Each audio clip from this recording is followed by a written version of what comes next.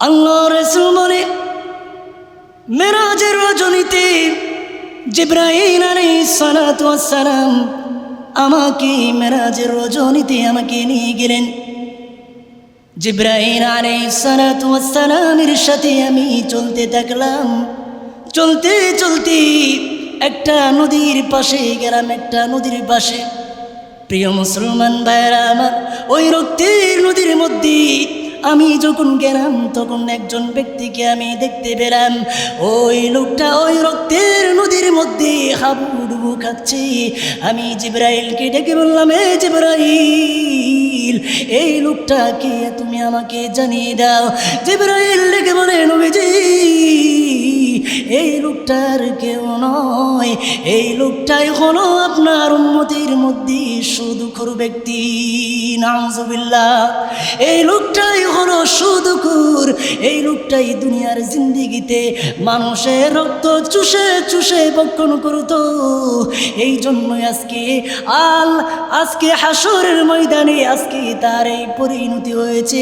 আজকে এই রক্তের নদীর মধ্যে সে হাবুডুবু খাচ্ছে। প্রিয় মুসলমান ভাইরা আমার, শুধু তাই নয়, আল্লাহর পয়গম্বর রাসূল আরবি মুহাম্মদুর রাসূলুল্লাহ সাল্লাল্লাহু আলাইহি ওয়াসাল্লাম একদিন ফজরের পরে সাহাবীদের দিকে মুখ করে বললেন, ও আমার সাহাবীরা, রাআইতু রাজুলাইনি আতাইনা, আমি স্বপ্নের মধ্যে দুইজন ব্যক্তিকে দেখলাম। তারা আমার কাছে আসলো, আমাকে নিয়ে গেল বহু দূর পর্যন্ত। আমি তাদের কাছে গেলাম, তাদের সাথে গেলাম। যেতে যেতে আমরা এমন স্থানে পৌঁছালাম, হাত্তা আতাইনা বিকওমিন, হাত্তা আতাইনা আলা নাহরিন বিদ্দাম। আল্লাহর নবী বলে, এ আমার সাহাবীরা, আমি স্বপ্নের মধ্যে দেখলাম দুইজন লোক আমাকে নিয়ে গেল। যেতে যেতে আমি একটা রক্তের নদী আমি দেখতে পেলাম। ওই রক্তের নদীর মাঝখানে একটা লোককে আমি দেখতে পেলাম। আর ওই রক্তের নদীর পারে আরেকজন ব্যক্তিকে আমি দেখতে পেলাম। আমি দেখতে পেলাম ওই যেই লোকটা রক্তের নদীর মাঝখানে রয়েছে, ওই লোকটাকে পারে যে ব্যক্তিটা রয়েছে, ওই লোকটা ওই পারের মধ্যে থেকে যেই লোকটা রক্তের নদীর মাঝখানে আছে, ওই লোকের মুখের মধ্যে পাথর মেলতেছে। নাউজুবিল্লাহ। ওই লোকটাকে যখনই ওই লোকটা রক্তের নদীর মাঝখানে যেই লোকটা আছে, ওই লোকটা যখনই পারে আসতে চাই, যখনই ইচ্ছা পোষণ করে সামনে আসবে, পারের মধ্যে যে লোকটা আছে, যখনই ওই লোকটা ইচ্ছা পোষণ করে সামনে আসবে, পারের মধ্যে থাকা ওই লোকটা তার হাতের মধ্যে থাকা পাথর দিয়ে তার মুখের মধ্যে পাথর মেরে মেরে আবার সেই রক্তের নদীর মাঝখানে আবার তাকে পৌঁছে দেয়। প্রিয় মুসলমান ভাইরা আমার, আল্লাহর পয়গম্বর যখন তিনি এই দৃশ্য দেখলেন, ওই লোকগুলোকে ডেকে বললেন, এই লোকটাকে যাকে পাথর মারা হচ্ছে, তারা ডেকে বললে, ও নবীজি, আল্লাহর রাসূল বলে, মান হাউলাই, এরা কারা? ওই লোকগুলো ডেকে বলে, ও নবীজি, হুম আকিলুনার রিবা। এই লোকটাই হলো দুনিয়ার জিন্দেগিতে এই লোকটা সুদ ভক্ষণ করত। এই জন্য আজকে হাসরের ময়দানে আজকে রক্তের নদীর মাঝখানে তাকে পাথর মেরে মেরে তাকে কষ্ট দেওয়া হচ্ছে। প্রিয় মুসলমান ভাইরা আমার, শুধু তাই নয়, আল্লাহর পয়গম্বর মেরাজে চলে গেলেন। জিবরাইল আমিন নবীজিকে সাথে করে নিয়ে, আল্লাহর পয়গম্বরকে সাথে করে নিয়ে সপ্তম আকাশ পর্যন্ত পৌঁছে গেলেন। সপ্তম আকাশে পৌঁছে আমার আপনার নবী তাকে দেখে একজন লোককে দেখতে পেল। তাকে দেখতে পেল, তার পেটটা বতুরুহুম কাল বুয়ুত, তার পেটটা এত বড়, তার পেটটা একটা বিশাল অট্টালিকা বাড়িঘরের মতো। নাউজুবিল্লাহ। একটা অনেক বড় বিশাল অট্টালিকা, অনেক বড় বাড়ির মতো তার একটা পেট। এমন মানুষদেরকে তিনি দেখতে পেলেন। তিনি যখন তাদেরকে দেখলেন, তুরা ফিহাল হাইয়াত তুরা মিন খারিজি বুতুনিহিম, তিনি দেখতে পেলেন এই যে তাদের এত বিশাল বড় বড় পেট, এই পেটের মধ্যে অনেকগুলো হাজার হাজার সাপ তাদের পেটের মধ্যে রয়েছে। এটা বাহির থেকে দেখা যাইতেছে, বাহির থেকে দেখা যাইতেছে। আল্লাহর নবী জিজ্ঞাসা করলেন, এই জিবরাইল, এই যে লোকটার পেটটা এত মোটা, কারণ কি? কি কারণে তার পেটটা এত বড় হয়ে গেছে এবং কি কারণে তার পেটের মধ্যে এত বড় সাপ? আল্লাহর পয়গম্বরকে বলা হলো, নবীজি, এই লোকটার কেউ নয়, এই লোকটাই হলো আপনার উম্মতের সুদখোর ব্যক্তি। এই লোকটাই হলো সুদখোর ব্যক্তি। এই জন্য মুসলমান ভাইয়েরা আমার, যারা সুদ খাবে পরকালে তাদের জন্য অনেক ভয়ানক শাস্তি তাদের জন্য রয়েছে। যে মহান আল্লাহ পাক রব্বুল আলামিন আমাদেরকে সুস্থ রেখে, আমাদেরকে হাজারো মানুষ থেকে নির্বাচিত করে, যাচাই বাছাই করে, অত্যন্ত মহাব্বত করে, পছন্দ করে আজকের পবিত্রতম জুমার দিনে একমাত্র আল্লাহ পাক রব্বুল আলামিনের ডাকে সাড়া দিয়ে, একমাত্র আল্লাহ পাক রব্বুল আলামিনের সন্তুষ্টি অর্জন করার জন্য দুনিয়ার হাজারো ব্যস্ততা থাকার পরেও আল্লাহ পাক রব্বুল আলামিন আমাদেরকে আগে আগে মসজিদে আসার এবং বসার যে সুযোগটুকু করে দিয়েছেন, এই জন্য আমরা সকলেই মন খুলে, হৃদয় খুলে, হৃদয়ের আবেগ অনুভূতি উজাড় করে সকলেই মহাব্বতের সহিত উচ্চস্বরে বলে আলহামদুলিল্লাহ। লক্ষ কোটি দুরুদ ও সালাম সৃষ্টির প্রধান আকর্ষণ, বিশ্ব সভার সভাপতি, ইমামুল মুরসালিন, খাতামুন নবীন, রাহমাতাল লিল আলামিন, রাসূল আরবি মুহাম্মদুর রাসূলুল্লাহ সাল্লাল্লাহু আলাইহি ওয়াসাল্লামের উপর। মুহতারাম হাজিরিন, আজকে আমি আপনাদের মাঝে সুদ খেলে কি ভয়াবহতা হবে, জাহান্নামে সুদখোর ব্যক্তির ভয়াবহতা এবং ঘুষখোর ব্যক্তির ভয়াবহতা নিয়ে আজকে আমি আপনাদের মাঝে কিছু আলোচনা করার চেষ্টা করব। ওমা তৌফিকি ইল্লা বিল্লাহ। মুহতারাম হাজিরিন, প্রথমে আমরা জেনে নিব সুদ কাকে বলা হয়।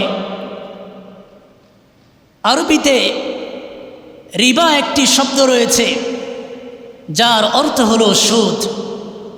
এই আরবিতে রিবা শব্দটি বাংলার প্রতিশব্দ হচ্ছে সুদ, যার আবিধানিক অর্থ হলো বেড়ে যাওয়া, বৃদ্ধি হওয়া, বেশি হওয়া।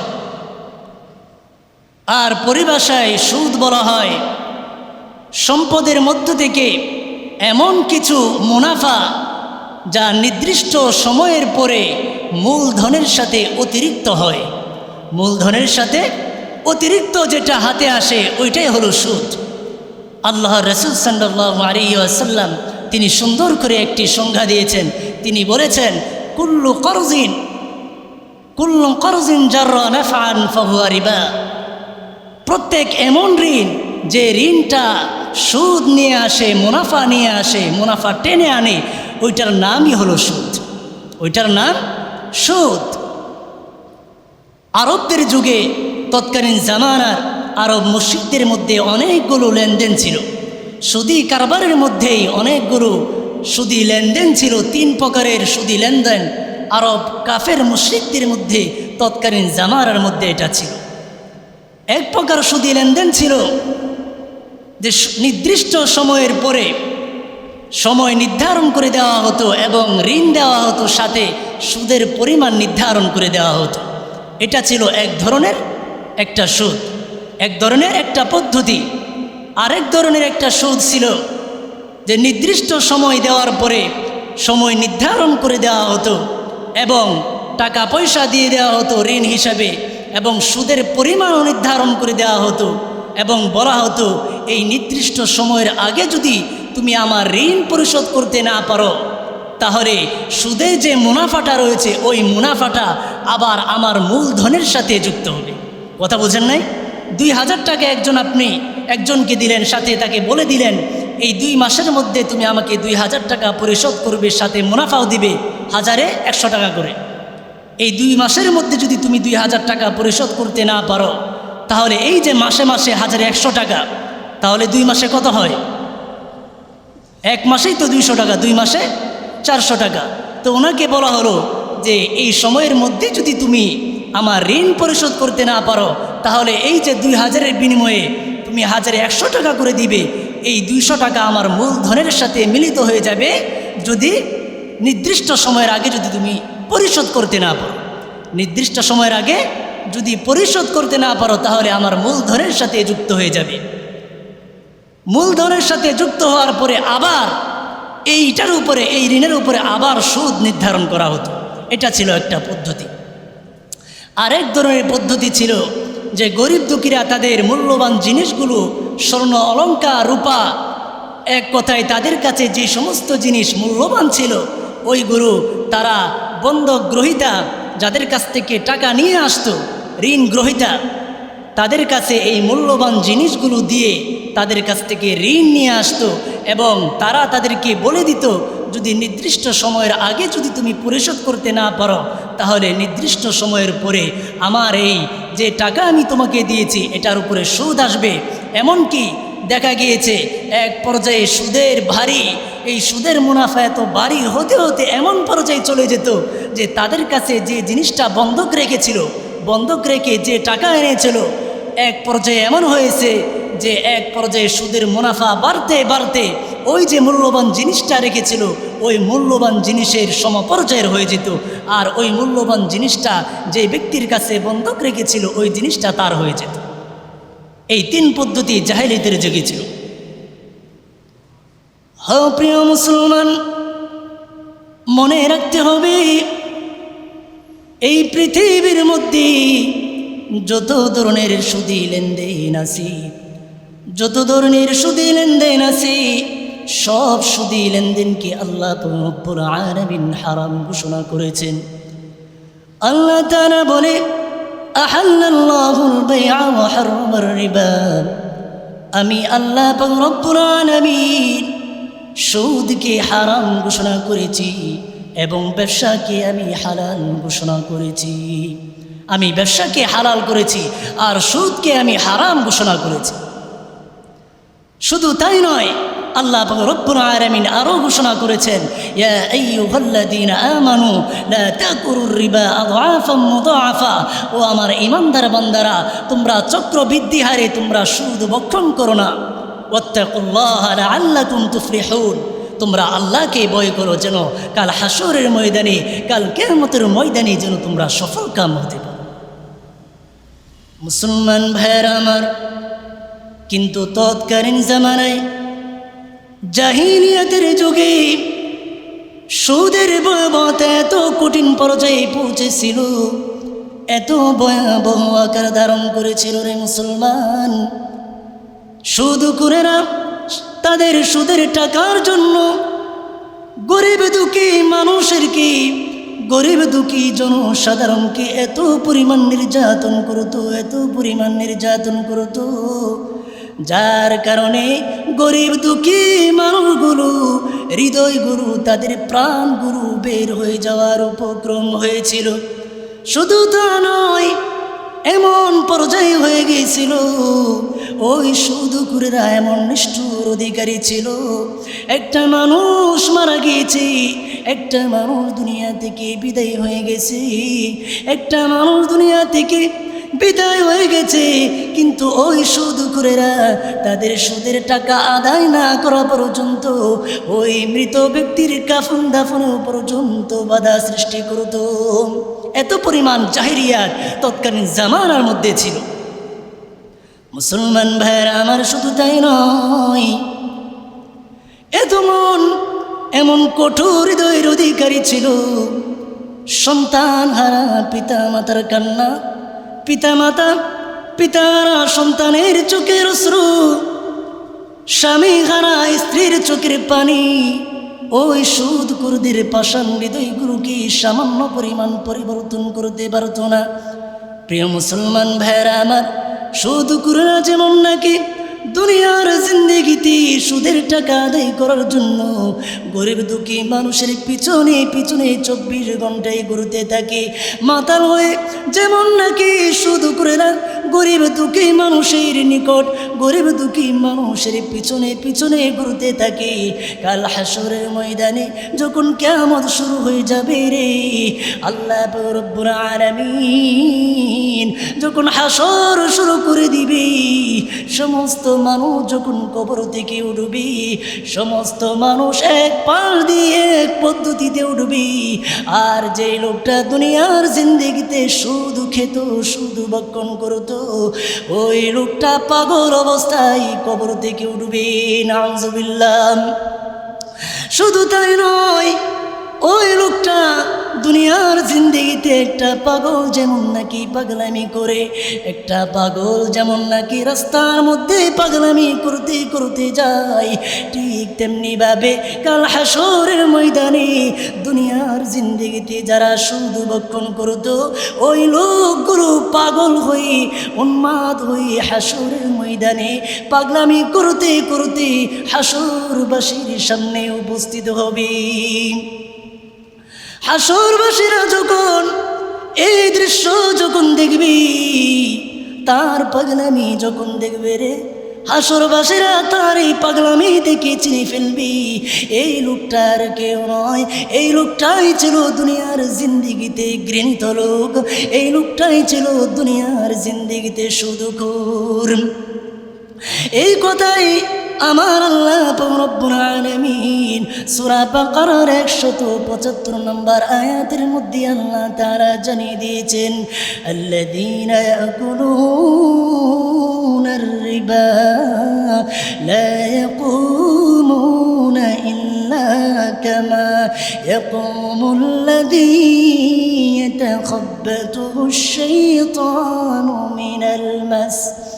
আল্লাহ তাআলা বলে, কাল হাসরের ময়দানে সুদখোরেরা কবর থেকে এমনভাবে উঠবে মনে হয় যেন শয়তান তাকে তার উপর আসর করে তাকে পাগল করে দিয়েছে, এমনভাবে তার কবর থেকে উঠবে আর হাসরবাসীর সামনে গিয়ে পাগলামি করতে থাকবে। কারণ কি ও প্রিয় মুসলমান, কারণ কি?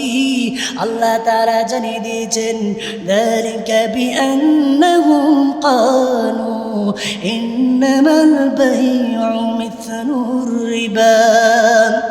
কারণ দুনিয়ার জিন্দেগিতে সুদখোরেরা মানুষকে তারা বলতো সুদ হলো ব্যবসার ন্যায়, সুতরাং সুদ আর ব্যবসার মধ্যে কোনো পার্থক্য নাই।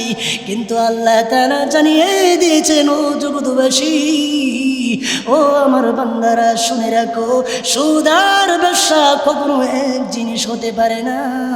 আমি আল্লাহ রব্বুল আলামিন সুদকে চিরতরে হারাম ঘোষণা করেছি এবং ব্যবসাকে আমি আল্লাহ তাআলা হারাম ঘোষণা করেছি।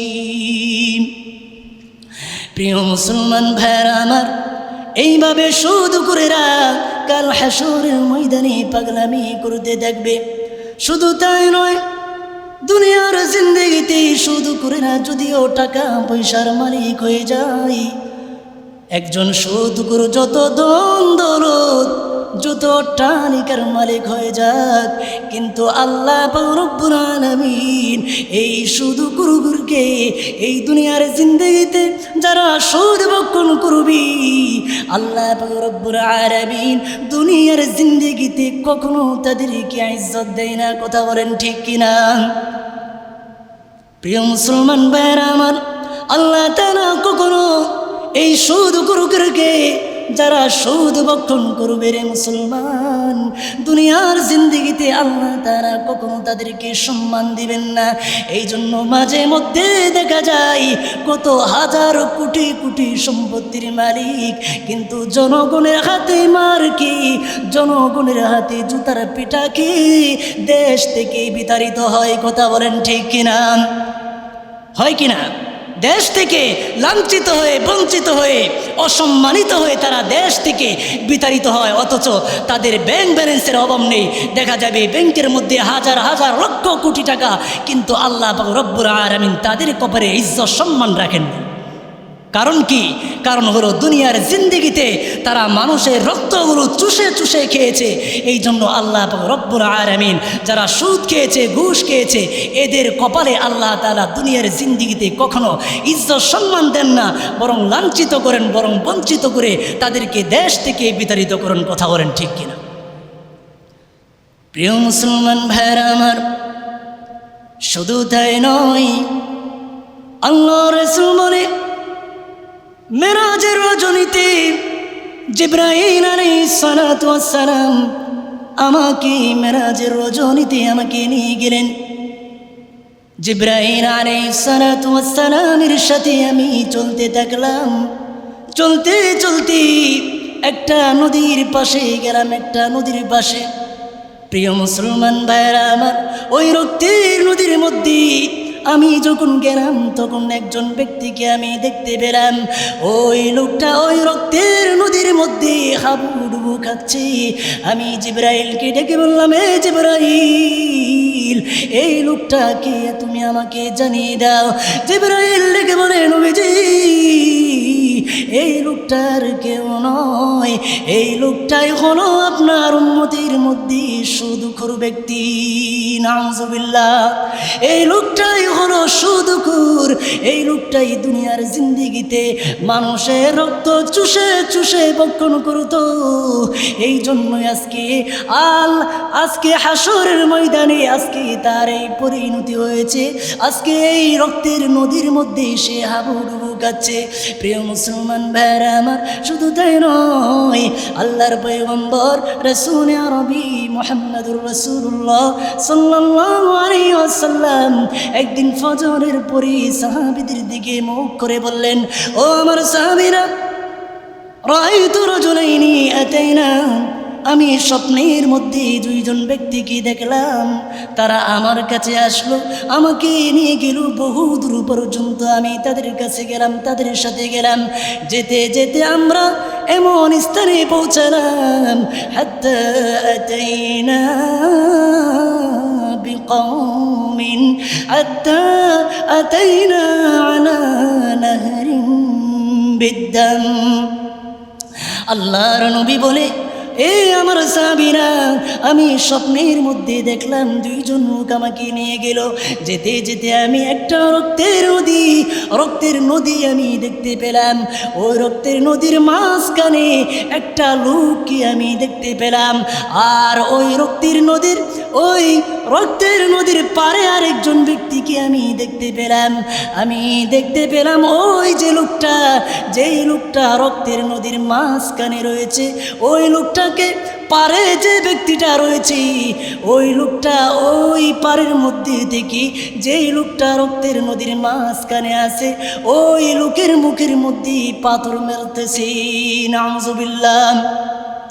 ওই লোকটাকে যখনই ওই লোকটা রক্তের নদীর মাঝখানে যে লোকটা আছে, ওই লোকটা যখনই পারে আসতে চাই, যখনই ইচ্ছা পোষণ করে সামনে আসবে, পারের মধ্যে যে লোকটা আছে, যখনই ওই লোকটা ইচ্ছা পোষণ করে সামনে আসবে, পারের মধ্যে থাকা ওই লোকটা তার হাতের মধ্যে থাকা পাথর দিয়ে তার মুখের মধ্যে পাথর মেরে মেরে আবার সেই রক্তের নদীর মাঝখানে আবার তাকে পৌঁছে দেয়।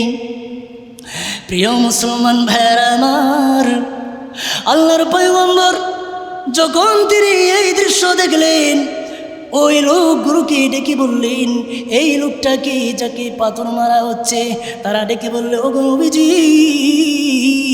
আল্লাহর রাসূল বলে, মান হাউলাই, এরা কারা? ওই লোকগুলো ডেকে বলে, ও নবীজি, হুম আকিলুনার রিবা। এই লোকটাই হলো দুনিয়ার জিন্দেগিতে এই লোকটা সুদ ভক্ষণ করত। এই জন্য আজকে হাসরের ময়দানে, আজকে রক্তের নদীর মাঝখানে তাকে পাথর মেরে মেরে তাকে কষ্ট দেওয়া হচ্ছে। প্রিয় মুসলমান ভাইরা আমার, শুধু তাই নয়, আল্লাহর পয়গম্বর মেরাজে চলে গেলেন। জিবরাইল আমিন নবীজিকে সাথে করে নিয়ে আল্লাহর পয়গম্বরকে সাথে করে নিয়ে সপ্তম আকাশ পর্যন্ত পৌঁছে গেলেন। সপ্তম আকাশে পৌঁছে আমার আপনার নবী তাকে দেখে একজন লোককে দেখতে পেল। তাকে দেখতে পেল তার পেটটা বতুনুহুম কাল বুয়ুত, তার পেটটা এত বড় এত বড়, তার পেটটা একটা বিশাল অট্টালিকা বাড়িঘরের মতো। নাউযুবিল্লাহ, একটা অনেক বড় বিশাল অট্টালিকা, অনেক বড় বাড়ির মতো তার একটা পেট। এমন মানুষদেরকে তিনি দেখতে পেলেন। তিনি যখন তাদেরকে দেখলেন, তুরা ফিহাল হাইয়াত তুরা মিন খারিজি বুতুনিহিম, তিনি দেখতে পেলেন এই যে তাদের এত বিশাল বড় বড় পেট, এই পেটের মধ্যে অনেকগুলো হাজার হাজার সাপ তাদের পেটের মধ্যে রয়েছে। এটা বাহির থেকে দেখা যাইতেছে, বাহির থেকে দেখা যাইতেছে। আল্লাহর নবী জিজ্ঞাসা করলেন, এই জিবরাইল, এই যে লোকটার পেটটা এত মোটা, কারণ কি? কি কারণে তার পেটটা এত বড় হয়ে গেছে এবং কি কারণে তার পেটের মধ্যে এত বড় সাপ? আল্লাহর পয়গম্বরকে বলা হলো, নবীজি, এই লোকটার কেউ নয়, এই লোকটাই হলো আপনার উম্মতের সুদখোর ব্যক্তি। এই লোকটাই হলো সুদখোর ব্যক্তি। এই জন্য মুসলমান ভাইয়েরা আমার, যারা সুদ খাবে পরকালে তাদের জন্য অনেক ভয়ানক শাস্তি তাদের জন্য রয়েছে। প্রিয় মুসলমান ভাইয়েরা আমার, যারা সুদ ভক্ষণ করবে তাদের জন্য তারা আনুমানিক, আমি অনেকগুলো তারা কি ভয়াবহতার শিকার হবে, আনুমানিক আমি 19 থেকে 20টা ভয়াবহ পরিণতি আমি লিখে এনেছি। যারা সুদ ভক্ষণ করবে তারা এই ভয়াবহ পরিণতির শিকার হতে হবে। 1 নম্বর হলো, যারা সুদ ভক্ষণ করবে তারা পাগল অবস্থায় উঠবে, যেটা একটু আগেই বলেছি, পাগল অবস্থায় কবর থেকে উঠবে। এবং 2 নম্বর হলো, যারা সুদ ভক্ষণ করবে আল্লাহ রব্বুল আলামিন তাদের সাথে যুদ্ধের ঘোষণা দিয়েছেন। জুড়ে বলেন নাউযুবিল্লাহ।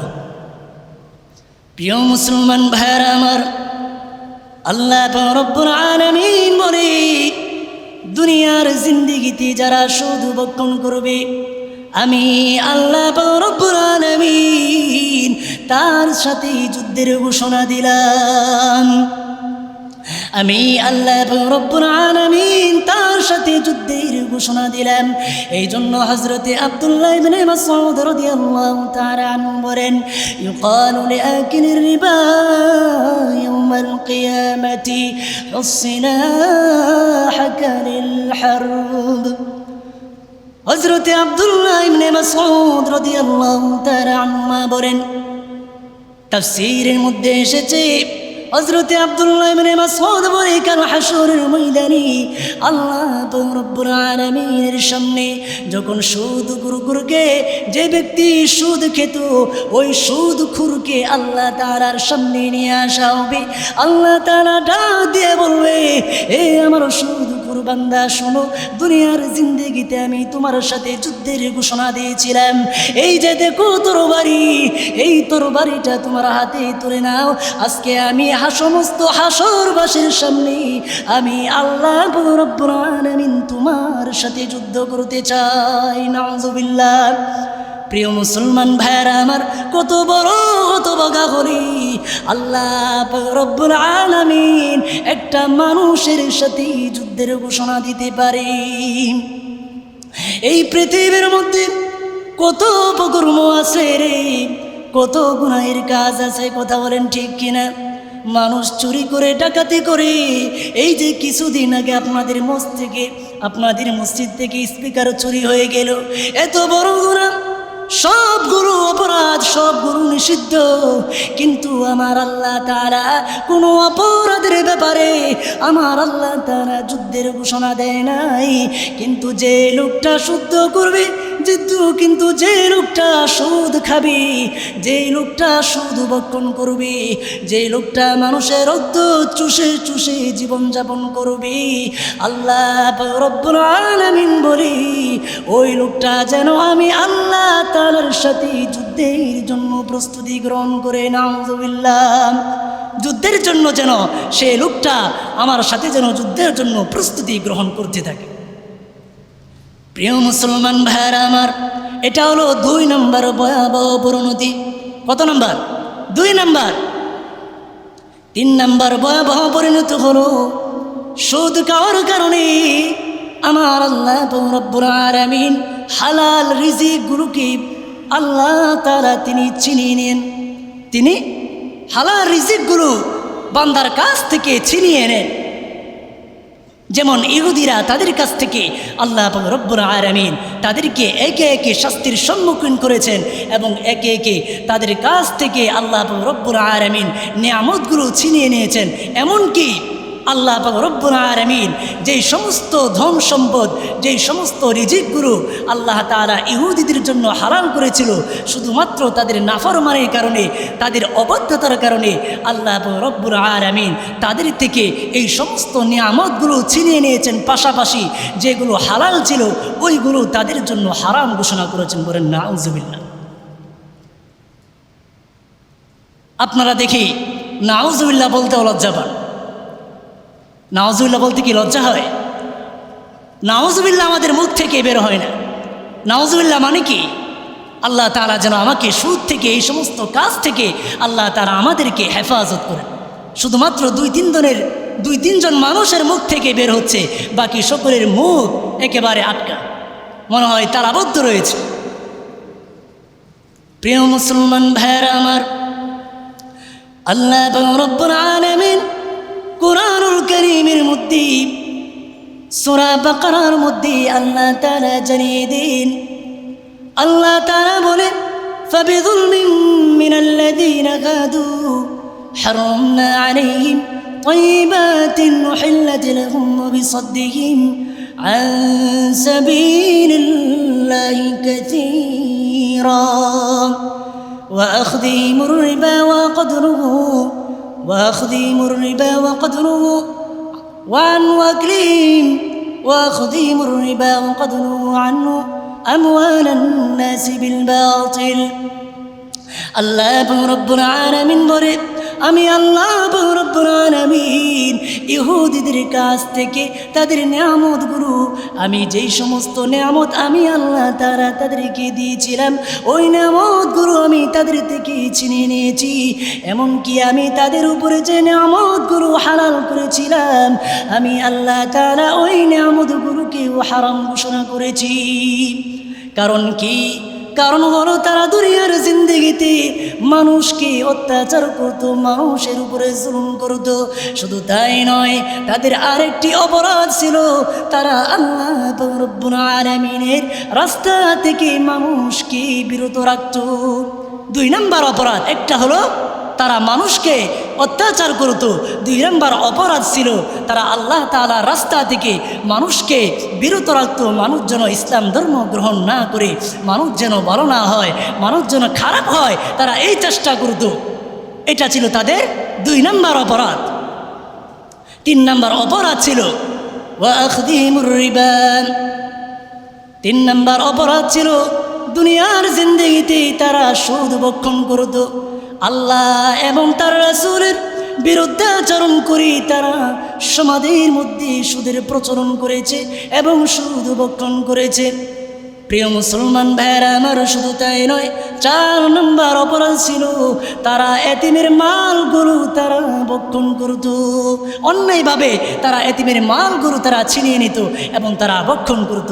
আজকে সমাজের মধ্যে দেখা যায় বড় ভাই ইন্তিকাল করেছে, বাতিজার সম্পত্তি বাতিজাকে এবং তার আত্মীয় স্বজনকে, যে লোকটা মারা গেছে তাকে সম্পত্তি না দেওয়ার চেষ্টা করে। কথা বলেন ঠিক কিনা? তাকে এতিম লোকটা, এতিম বাচ্চাটা, যে বাচ্চার বাবা মারা গিয়েছে, তাকে তার সম্পত্তিকে বঞ্চিত করতে চায়। মনে রাখতে হবে, হে মুসলমান, দুনিয়ার সামান্য ভোগ বিলাসের জন্য যদি তুমি এই সম্পদ যদি তোমার কাছে রাখতে চাও, তাহলে মনে রাখতে হবে কাল হাসরের ময়দানে আল্লাহ রব্বুল আলামিনের কাঠ গড়ার সামনে কিন্তু তোমাকে দাঁড়াতে হবে। তোমাকে কি করতে হবে? দাঁড়াতে হবে। প্রিয় মুসলমান ভাইরা আমার, এই 4টি অপরাধের কারণে আল্লাহ রব্বুল আলামিন ইহুদিদের কাছ থেকে আল্লাহ তাআলা নিয়ামতগুলোকে ছিনিয়ে নিয়েছেন। শুধু ছিনিয়ে নেননি, যেগুলো তাদের জন্য হালাল ছিল ওইগুলোকেও আল্লাহ তাআলা হারাম ঘোষণা করেছেন শুধুমাত্র তাদের অপরাধের কারণে, শুধুমাত্র তাদের অপরাধের কারণে।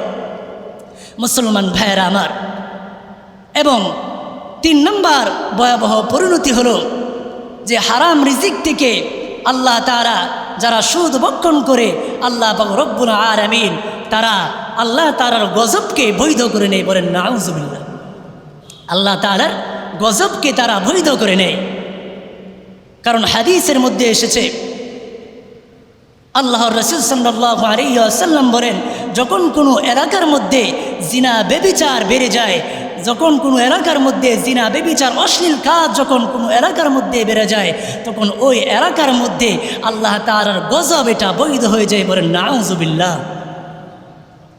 প্রিয় মুসলমান ভাইরা আমার, শুধু তাই নয়, যে ব্যক্তি সুদ ভক্ষণ করবে তার 5 নম্বর ভয়াবহ পরিণতি হলো কাল হাসরের ময়দানে ওই লোকটা যখন হাসরবাসীর সামনে যখন উপস্থিত হবে, এইভাবে 2 হাত দিয়ে তার গলার মধ্যে চেপে ধরবে, মনে হবে তাকে শ্বাসরুদ্ধ করে তারা হত্যা করা হচ্ছে, তাকে শ্বাসরুদ্ধ করে হত্যা করা হচ্ছে, এমন মনে হবে।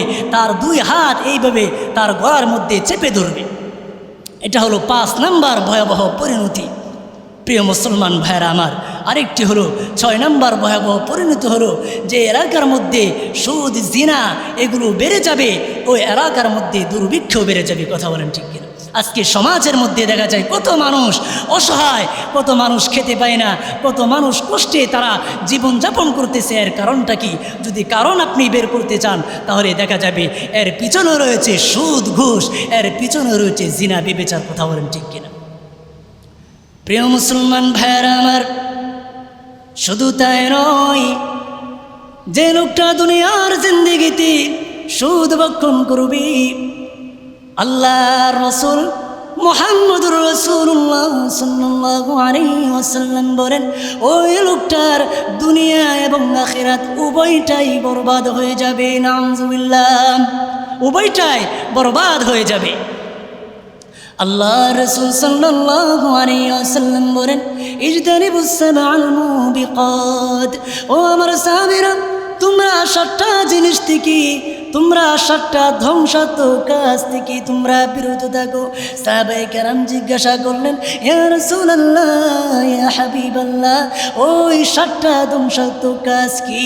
আল্লাহর রাসূল ডেকে বলে, ও আমার সাহাবীরা শুনো, 1 নম্বর ধ্বংসাত্মক কাজ হলো আশরিকু বিল্লাহি ওয়াস-সিহরু ওয়া কাতলুন নাফসিল্লাতী হারামাল্লাহু ইল্লা বিল হক। আল্লাহ রাসূল বলেন, 1 নম্বর হলো তুমি আল্লাহ তাআলার সাথে শিরিক করবে না, তুমি জাদু টোনা করবে না, তুমি মানুষকে জাদু টোনা করে মানুষকে মেরে ফেলবে না। 3 নম্বর হলো তুমি মানুষকে অন্যায়ভাবে হত্যা করবে না। 4 নম্বর হলো ওয়াকুলুর রিবা, তুমি সুদ ভক্ষণ করবে না। ওয়াকুলুর রিবা ওয়াকুলু মালিল ইয়াতীম। 5 নম্বর হলো তুমি এতিমের মাল ভক্ষণ করবে না। 6 নম্বর হলো তুমি যুদ্ধের ময়দান থেকে পলায়ন করবে না। 7 নম্বর হলো তুমি পুত পবিত্র সতী নারীদেরকে জিনা ব্যভিচারের অপবাদ দিবে না। এই 7টা ভয়াবহ কাজ থেকে তোমরা বিরত থাকো, কারণ এই 7টা কাজ যদি তোমাদের মধ্যে থাকে তাহলে দুনিয়া এবং আখিরাত উভয়টাই তোমার জন্য বরবাদ হয়ে যাবে। বলেন নাউজুবিল্লাহ। প্রিয় মুসলমান ভাইরা আমার, শুধু তাই নয়, যে লোকটা সুদ খাবে, হাদিসের মধ্যে আসছে, যে লোকটা সুদ ভক্ষণ করবে, আল্লাহ রাব্বুল আলামিনের হাবিব রাসূল আরবি সাল্লাল্লাহু আলাইহি ওয়াসাল্লাম বলেন, বুখারী শরীফের 5962 নম্বর হাদিসের মধ্যে আল্লাহ রাসূল সাল্লাল্লাহু আলাইহি ওয়াসাল্লাম বলেন, লাআনা রাসূলুল্লাহি সাল্লাল্লাহু আলাইহি ওয়াসাল্লাম আকিলার রিবা ওয়া موكله وكاتبه وشاهده الله رسول বলে আল্লাহর রাসূল সাল্লাল্লাহু আলাইহি ওয়াসাল্লাম দুনিয়ার জিন্দেগিতে যারা সুদ ভক্ষণ করবে, যে লোকটা সুদ খাবে এবং যে লোকটা সুদ দিবে এবং সুদ দেওয়ার সময় যে লোকটা লিখে রাখবে এবং যে লোকটা সাক্ষী থাকবে, এই চার শ্রেণীর মানুষের উপরে আমার আপনার নবী রাহমাতাল লিল আলামিন তিনি লানত করেছেন। কত বড় কথা! অথচ এত বড় গুনাহের কাজের ক্ষেত্রে আমরা স্বতঃস্ফূর্তভাবে আমরা দেখা যায় একজনকে আমরা সুদ দিয়েছি, একজনকে দেখা যায় আমরা সাক্ষী রাখি, আমরা লিখে রাখি। কথা বলেন ঠিক কি? অথচ কত বড় হতভাগা যে লোকটা সুদ খেলো, তার তো একটু সামান্য পরিমাণ একটু স্বার্থ হাসিল হলো, কিন্তু যে লোকটা সুদ দিল আর যে লোকটা সাক্ষী থাকলো আর যে লোকটা লিখে রাখলো, এই লোকটার কি, এই তিন ধরনের মানুষের কি কোনো লাভ আছে? কোনো লাভ নাই। কিন্তু অথচ আল্লাহর রাসূল বলে এই চারো শ্রেণীর মানুষের উপরে আল্লাহর রাসূল সাল্লাল্লাহু আলাইহি ওয়াসাল্লাম তিনি লানত করেছেন। তারা সমানভাবে একইভাবে তারা সমস্ত গুনাহ এর মাধ্যমে যত গুনাহ হবে সমস্ত গুনাহের ভাগীদার হবে এই চার শ্রেণীর মানুষ।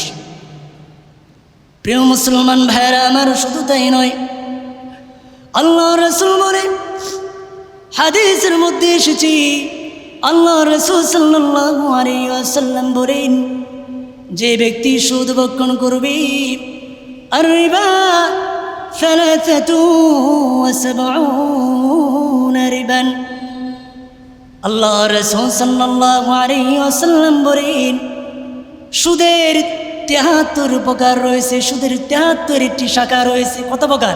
73টি শাখা রয়েছে।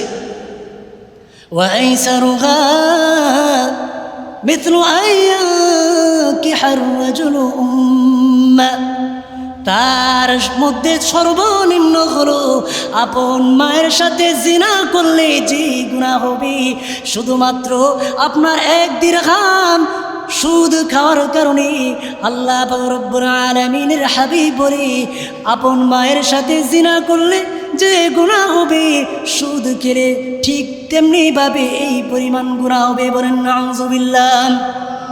এই পরিমাণ গুনাহ হবে আপন মায়ের সাথে জিনা ব্যভিচারে লিপ্ত হলে।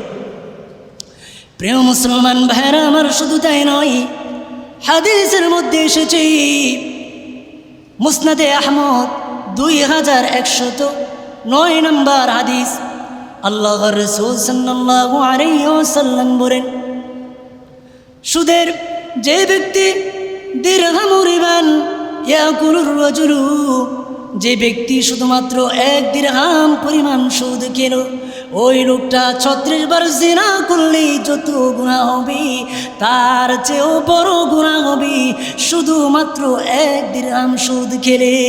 নাউযুবিল্লাহ। নাউযুবিল্লাহ বলতেও আপনাদের কষ্ট হয়। 36 বার একটি মাত্র 1 দিরহাম, আপনার লক্ষ কোটি টাকা সুদ খাওয়ার প্রয়োজন নেই।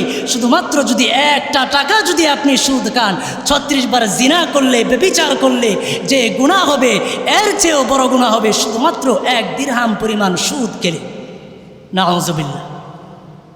প্রিয় মুসলমান ভাইরা আমার, 11 নম্বর ভয়াবহতা হলো সুদ খাওয়া অবস্থায় যদি কোনো ব্যক্তি যদি মারা যায়, তাহলে আল্লাহ না করুন ওই অবস্থায় যদি কারো মৃত্যু হয়ে যায়, আল্লাহর রাসূল বলে আরবাআতুন হাক্কুন আলাল্লাহি আল্লা ইয়াদখুলুল জান্নাহ ওয়ালা ইউযীকুহু নাঈমাহা। আল্লাহ রাসূল বলে সুদ খাওয়া অবস্থায় যদি কোনো ব্যক্তি ইন্তিকাল যদি কোনো ব্যক্তি করে রে, তাহলে আল্লাহর রাসূল বলে আল্লাহ পাক রব্বুল আলামিন 4 শ্রেণীর মানুষের উপরে আল্লাহ তাআলা তিনি এটা নিজের উপরে তিনি হক করে নিয়েছেন, অবধারিত করে নিয়েছেন যে আল্লাহ পাক রব্বুল আলামিন তাদেরকে তিনি জান্নাতে প্রবেশ করাবেন না, তাদেরকে তিনি জান্নাতে প্রবেশ করাবেন না। তারা কারা? 1 নম্বর হলো মুদমিনুল খামরি ওয়া আকিলুর রিবা। 1 নম্বর হলো যে ব্যক্তিটা দুনিয়ার জিন্দেগিতে মদ খাবে, যে ব্যক্তিটা দুনিয়ার জিন্দেগিতে নেশা করবে রে, যে লোকটা নেশা করবে, যে লোকটা সুদ খাবে, এবং যেই লোকটা জিনা ব্যভিচার করবে, এবং যেই লোকটা এতিমের মাল ভক্ষণ করবে, এই চার শ্রেণীর মানুষকে আমার আল্লাহ রব্বুল আলামিন কখনো তিনি জান্নাতে প্রবেশ করাবেন না। নাউযুবিল্লাহ। কখনো আল্লাহ রব্বুল আলামিন তিনি এই চার শ্রেণীর মানুষকে আল্লাহ তাআলা কখনো তিনি জান্নাতের মধ্যে প্রবেশ করাবেন না। মুসলমান ভাইয়েরা আমার, এবং 12 নম্বর ভয়াবহতা হলো যে কিয়ামতের আগে 3টি জিনিস প্রকাশ পাবে, যেগুলো ইতিপূর্বে আমি বলেছি যে সুদ, ঘুষ এবং জিনা ব্যভিচার এবং মদ, এগুলো সমাজের মধ্যে বেড়ে যাবে। এবং 13 নম্বর হলো সুদখোরের পরিণতি খুব ভয়ঙ্কর হবে। দুনিয়ার জিন্দেগিতে যদিও সে অনেক টাকা পয়সার মালিক হয়ে যাক, কিন্তু তার শেষ পরিণতিটা খুবই ভয়ঙ্কর হবে, খুবই ভয়ঙ্কর হবে। আল্লাহ রাসূল সাল্লাল্লাহু আলাইহি ওয়াসাল্লাম বলেন যে মা আহাদুন আকসারু মিনার রিবা ইল্লা আকিবাতু আমরিহি ইল্লা কিল্লা। তার শেষ পরিণতিটা খুবই ভয়ঙ্কর হবে। এখন আপনারা বলতে পারেন, কই আমরা তো দেখি যারা সুদ খায় তাদের টাকা পয়সার কোনো অভাব নাই, তারা তো তাদের ধন সম্পদ তো কমে না। না, আল্লাহ তাআলা তিনি আস্তে আস্তে ধরবেন। আল্লাহ তাআলা কখনো তিনি তাড়াহুড়া করে ধরেন না। আল্লাহ তাআলা ছাড় দেয় কিন্তু ছেড়ে দেয় না। আল্লাহ তাআলা ছাড় দেয় কিন্তু কখনো ছেড়ে দেবেন না। হতে পারে যে লোকটা সুদ ভক্ষণ করতেছে সেই লোকটার হয়তো কোনো সমস্যা হয়নি, কিন্তু তার যে উত্তরাধিকারী রয়েছে, তার যে সন্তানাদি রয়েছে, ওই সন্তানাদির মধ্যে গিয়ে এই প্রভাবটা গিয়ে পড়বে, এর প্রভাবটা গিয়ে তার সন্তানাদির মধ্যে গিয়ে পড়বে। যার কারণে দেখা যাবে এক সময় তার সন্তানাদিরা এই পৃথিবীর মধ্যে এত দুর্ভিক্ষের শিকার হবে, তারা এই পৃথিবীর মধ্যে এত কষ্টের শিকার হবে যা কল্পনার অতীত, যা বলাই বাহুল্য। প্রিয় মুসলমান ভাইয়েরা আমার, এই জন্য যারা সুদ খাইতেছেন খুবই সাবধান। মনে করতেছেন যে আমি সুদ খেলাম, আমি কিছু টাকা পয়সা জমাই আমার সন্তানেদের জন্য, কিন্তু কি করবেন যাদের জন্য আপনি টাকা পয়সা আপনি আপনার ব্যাংক ব্যালেন্সে রাখতেছেন, এক সময় দেখা যাবে এই সুদের টাকা আপনার থাকবে না, আপনার সন্তানাদি তারা এই দুনিয়ার জিন্দেগিতে তারা কষ্ট ভোগ করবে। তাহলে আমরা কি চাই আমাদের সন্তানাদি এই দুনিয়ার জিন্দেগিতে তারা কষ্ট ভোগ করুক? আমরা কি কেউ চাই? কেউ চায় না। তাহলে এটা হলো 13 নম্বর ভয়াবহতা। সুদখোরের পরিণতি খুবই ভয়ঙ্কর হবে প্রিয় মুসলমান ভাইয়েরা আমার। এবং 14 নম্বর ভয়াবহতা হলো কিয়ামতের মাঠে এই সুদখোর প্যারালাইসিস রোগীর মতো তারা বিকলাঙ্গ হয়ে তারা কিয়ামতের ময়দানে উপস্থিত হবে, নাউযুবিল্লাহ। এবং 15 নম্বর ভয়াবহতা হলো যে সুদখোর রক্তের সাগরে তাদেরকে পাথর মেরে মেরে তাদেরকে যন্ত্রণা দিবে, তাদেরকে পাথর মেরে মেরে রক্তের সাগরের মধ্যে তাদেরকে পাথর মেরে মেরে তাদেরকে যন্ত্রণা দেওয়া হবে। প্রিয় মুসলমান ভাইরা আমার, সময় কম, একেবারে আমি শুধুমাত্র নামগুলো বলে দিচ্ছি। 17 নম্বর 16 নম্বর হলো সুদখোরের পেটে সাপ দিয়ে পরিপূর্ণ থাকবে। এবং 17 নম্বর হলো সুদখোরের আমল কখনো আল্লাহ তাআলা কবুল করবেন না। আপনি যদি বাইতুল্লাহতে চলে যান, আপনি আল্লাহ পাক রব্বুল আলামিন কখনো আপনার আমল কবুল করবেন না। যত নামাজ পড়েন, যত নফল নামাজ পড়েন, যত রোজা রাখেন, কোনো আমলই আল্লাহ পাক রব্বুল আলামিনের কাছে গ্রহণযোগ্য হবে না। এমনিভাবে আল্লাহ রাসূল সাল্লাল্লাহু আলাইহি ওয়াসাল্লাম বলেন 18 নম্বর ভয়াবহতা হলো সুদখোর ব্যক্তিকে কাল হাসরের ময়দানে জাহান্নামের মধ্যে 73 প্রকারের শাস্তি দেওয়া হবে। বলেন নাউযুবিল্লাহ। কত প্রকার? 73 প্রকার। 1 দিরহাম খাবেন তো 73 প্রকারের শাস্তি আপনাকে ভোগ করতে হবে প্রিয় মুসলমান ভাইরা আমার। এমনিভাবে 19 নম্বর ভয়াবহতা হলো আল্লাহ পাক রব্বুল আলামিন সুদখোরদের উপরে সদা সর্বদাই লানত বর্ষণ করেন প্রিয় মুসলমান ভাইরা আমার। কিন্তু অত্যন্ত আফসোসের সাথে বলতে হয়, আমরা সব কিছু জানি। আজকে শহর বন্দর থেকে নিয়ে শুরু করে প্রতিটি অলি গলি থেকে নিয়ে শুরু করে প্রতিটি গ্রামে গঞ্জে শহর বিনা এবং প্রতিটি শহরের মধ্যে, এমনকি গোটা পৃথিবীর মধ্যে জিনা ব্যভিচার সহ সুদ ঘুষের মতো এত জঘন্যতম কাজ আজকে আমাদের সামনে প্রকাশ্যভাবে আমাদের চোখের সামনে সংঘটিত হচ্ছে। কথা বলেন ঠিক কিনা?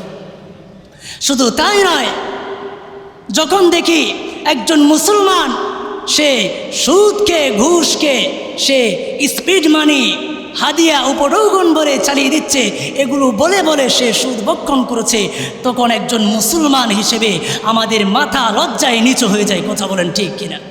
প্রিয় মুসলমান ভাইয়ারা আমার, এই জন্য যারা সুদ খাবে, ঘুষ খাবে, আল্লাহর রাসূল বলে লাআনা রাসূলুল্লাহ সাল্লাল্লাহু আলাইহি ওয়াসাল্লাম আর-রাশি ওয়াল মুরতাশি, আল্লাহ পাক রব্বুল আলামিনের হাবিব বলে আল্লাহ পাক রব্বুল আলামিন যারা সুদ ভক্ষণ করবে, ঘুষ ভক্ষণ করবে, আল্লাহর রাসূল সাল্লাল্লাহু আলাইহি ওয়াসাল্লাম তাদের উপরে লানত করেছেন। প্রিয় মুসলমান ভাইয়ারা আমার, তাহলে সুদ থেকে বাঁচার উপায় কি? সুদ থেকে বাঁচার উপায় হলো যে আল্লাহ পাক রব্বুল আলামিন যেটাকে হারাম ঘোষণা করেছে সেটাকে হারামই মনে করতে হবে, সেটাকে হালাল মনে করার কোনো সুযোগ নেই। এখন বলবেন তাহলে তো গোটা পৃথিবী অচল হয়ে যাবে। গোটা পৃথিবী তো আজকে সুদের মাধ্যমে, সুদের অর্থনীতির মাধ্যমে আজকে গোটা পৃথিবী চলতেছে, তাহলে সুদ যদি বন্ধ হয়ে যায় তাহলে মানুষ কীভাবে জীবনযাপন করবে? এটার উত্তর হলো, প্রথমে আপনাকে মেনে নিতে হবে আল্লাহ তাআলা যা হারাম করেছেন তা হারামই থাকবে, সেটা কখনো হালাল হবে না, সেটা কখনো হালাল হবে না। এটা এবং আল্লাহ পাক রব্বুল আলামিন এমন কোনো বিষয় আপনার উপরে চাপিয়ে দেননি যেটা আপনার জন্য কষ্ট হয়ে যাবে।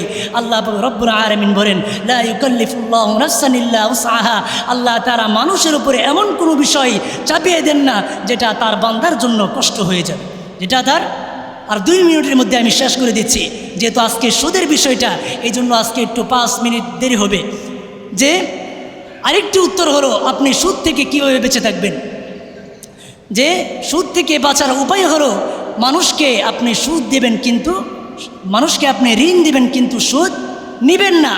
কারণ হাদিসের মধ্যে এসেছে যে ব্যক্তি, কোনো ব্যক্তি কাউকে অসহায় ব্যক্তিকে যদি ঋণ দেয় আর যদি সুদ না নেয়, তাহলে ওই ব্যক্তিকে যে পরিমাণ টাকা দিয়েছে ওই পরিমাণ সম্পদ, ওই পরিমাণ টাকা আল্লাহ তাআলার রাস্তায় দান করলে যে পরিমাণ সওয়াব হতো তার চেয়ে দ্বিগুণ সওয়াব আল্লাহ রব্বুল আলামিন ওই ব্যক্তির আমলনামার মধ্যে দিয়ে দেন। বলেন সুবহানাল্লাহ। প্রিয় মুসলমান ভাইয়েরা আমার, এই জন্য খুবই সতর্ক থাকতে হবে।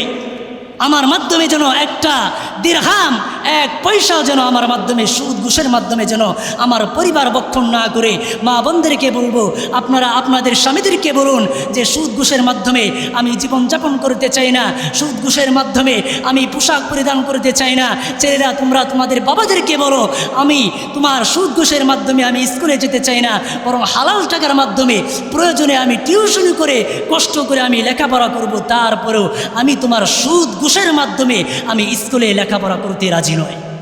তাহলে দেখবেন মা বোনেরা, আপনারা যদি আপনাদের স্বামীদেরকে, আপনাদের বাবাদেরকে যদি এইভাবে বলেন, তাহলে এক সময় সে চিন্তা করতে বাধ্য হবে, আরে আমি যাদের জন্য কষ্ট করি, যাদের জন্য আমি সুদ ঘুষ খাই, তারাই তো আমাকে নিষেধ করতেছে, এক সময় তারাই সুদ ঘুষ থেকে ফিরে আসবে। কথা বলেন ঠিক কিনা?